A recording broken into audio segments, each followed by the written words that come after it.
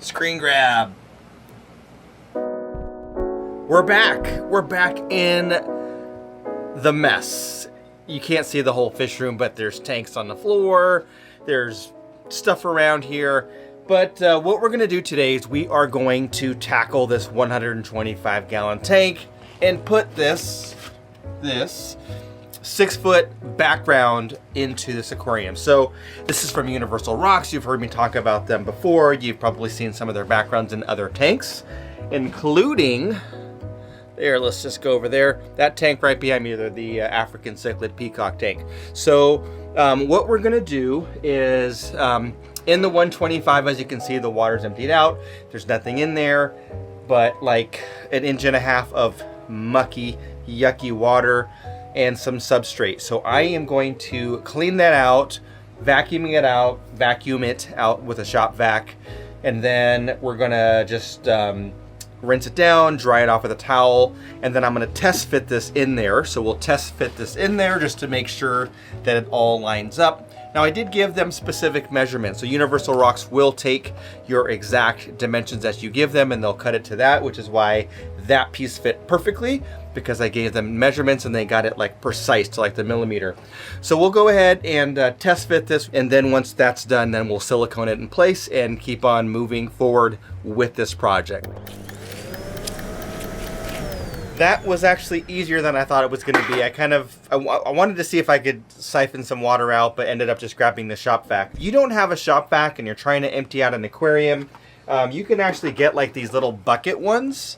So you just buy the top basically, and then it'll just attach to any bucket. So just get yourself an inexpensive bucket and then you've got a shop vac. So it works well.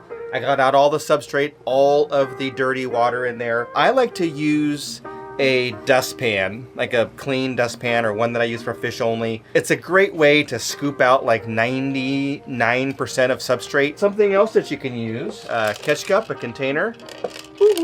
I don't like using these as much because it scratches, but I like to keep them cleaner, scratch free, so that I can see fish in them when I'm catching fish or whatever I'm doing. So now what I'm gonna do is I'm going to rinse it down. I think I'm just gonna do like a deeper cleaning.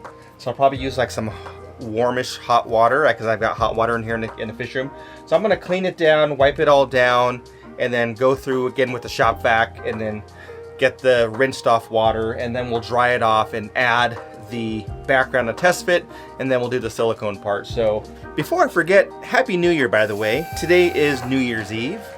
So hopefully you guys are out there having fun or whatever you're doing. I'm getting dirty in the fish room. So this is the next step. We are going to test fit this 6-foot background into the aquarium. Now, one of the challenges with setting these in aquariums with center braces, which most larger aquariums do. So the good part is that this is rather flexible, as you see. So I am going to be able to bend it and get it in there. But in past experiences, it's not a very fun thing to do. So I got the background installed. It wasn't as bad as I thought it was going to be. It was actually easier than the last time I've done this, besides this one, which was really easy. And I also changed my mind. So even though I do have silicone ready to go, 100% silicone, I am second guessing my plans on siliconing this in place. 2 reasons. One, it fits really well. And when I put 125-ish gallons of water in here, you're gonna have all that water pressure pressing against the background and holding it in place. 2, if I don't silicone it in place, I'm gonna have more flexibility when it comes to making adjustments, moving things around. Maybe I tried to put in a different background one day and I don't have to like cut it out and all that kind of stuff. So I have it mocked up here. It fits. It does have, let me flip the camera around here. So we do have this cap right here, and that's because this thing has an end on it, this cap basically. So this just keeps people from being able to see behind it, like, because this is the door that we enter the fish room in. And with that cap, there's just kind of space right here. So I think what I'm gonna do is I'm gonna use this space for some filtration later, so I can hide one of my filters back there. And then here we can see that the background sits nice and flush against the tank with pressure. So right now I'm just using little pieces of PVC to hold it in place. Imagine that being, you know, hundreds of gallons of water or whatever pressing up against there. So I really like the way this looks. This is really going to go well with the whole Tanganyikan decor that we're going for. I changed my mind. I actually ended up doing a little bit of silicone, but it will be easy to get off if I do decide to make a change in the future. The reason why is as I was about to fill this tank and just test the whole water pressure thing, I realized, what if I do like a large water change? And I realized, well, if I'm doing a water change, the pressure on the bottom will hold it, but there will still be the top that could flap and fold over. So what I decided is I'm gonna tack it in place with some silicone. So I went and hit a few spots with silicone near the top. So when I'm doing a water change, the top won't go over, it'll stay stuck to the back of the glass. And if I do decide to make a change, it's very easy for me to just get a razor blade in there and scrape those sections off. So a tip on silicone, always use 100% silicone without any like mold inhibitors or anything, because that is a type that is safe for fish. I like to wear gloves because I don't like to get the silicone on my hands. And a tip is when you're done, like this silicone tube, I last used this tube when I made that 3D background for the brackish 40-gallon tank, and that was like 3 years ago. That was the last time I used this, and all I did was I stuck a bolt into the tip and put some plastic around it, and it held perfectly. So this time I just used the pinky of the glove that I was using and put the bolt back in there. Put, you know, you got these latex gloves or whatever they are, nitrile gloves, rubber band it, and yeah, it's good to go. What I'll do now is I'm gonna let it cure overnight. I'm gonna clean up down here, probably rinse out that substrate that I took out. And the next time that I show you this tank, it will be cured and the water will be full. So that we'll just cut to that right here. Okay, so it's been a few days since I last worked on this. We let the silicone cure, so that's all dry.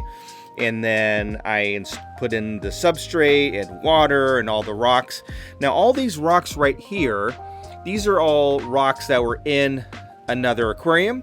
And if you see any stuff like floating on there, it's because like I threw some food and stuff just to keep the beneficial bacteria going. But this is all rock that was in other aquariums. So it's just stacked, what is this? Lava rock, stacked lava rock. And it pretty much matches the decor and the color. So these are the rocks that we got from Universal Rocks. So these are all lightweight hollow rocks. So that's not a giant, you know, 25-pound stone there. And what I like about this, one, it hides all the equipment behind there. We've got the power head, and I've got triple stacked sponge filter there. But this is gonna be where a lot of my smaller rock dwelling Tanganyikans will live, I hope. So I am gonna put like the Julidochromis in here. Hopefully they'll kind of take this area. And then we'll put a bunch of shells and stuff over here, and we'll do something else. And I drilled a few larger holes, like 1 inch in diameter, so that fish can kind of go in and out of that as well, but I can't see that. So it's kind of like a cave, but it's on the back side, and there's enough holes in there to allow like circulation and water to be able to go in and out of there and not get too stagnant. So I drilled a few holes in there, so we can have some fish that dwell in there. We can have fish that kind of live in these cracks. And then what I plan on doing is planting some Vallisneria along the back wall. As far as additional filtration, so we talked about the tower over there. So what I ended up doing is I cut a little rectangular notch out here and siliconed in some stainless steel screen. So this allows water to pass through into this area, and I won't have like fish and things swimming back there. And then this is butted up pretty tightly against the glass here, so not to worry about that. Yeah, overall, I'm really happy. I'm gonna go ahead and get these plants planted. Before I do that, let's talk about the Malawi tank. So here we can see that this is looking really good. I think it looks like 10 times better than the way it looked before with the kind of the blue background of the acrylic before.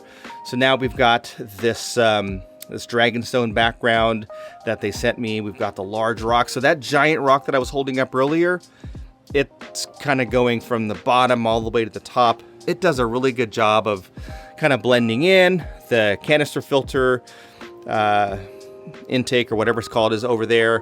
I'm kind of hiding. So yeah, overall, really happy with how this tank is looking, and looking forward to how this tank is gonna look when it's all done. So I planted some Vallisneria, so we can see here that it's planted and goes all the way up there.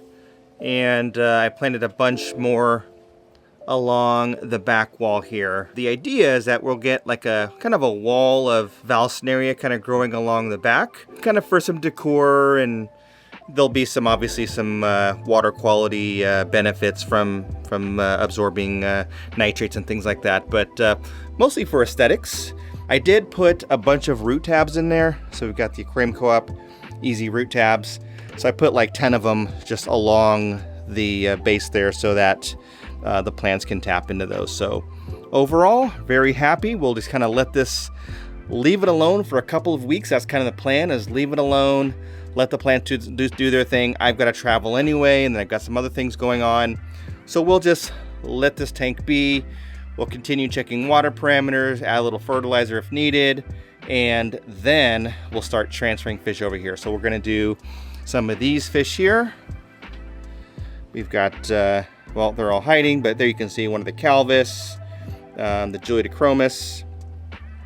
All this coral with algae on it is gonna go in the Psilocybe tank. So I'm gonna kind of reconstruct this back wall, leave all the algae on it. They'll eat it within a day. And we'll kind of move some stuff around. And then we'll end up moving shell dwellers and some of the fish from upstairs into this tank. So again, shells on this side. Hopefully the rock dwellers kind of occupy this area. There we can see a little bit better. And yeah, we'll kind of go from there. So I do want to give a big shout out to Universal Rocks for sending me all of the stuff that he sent me.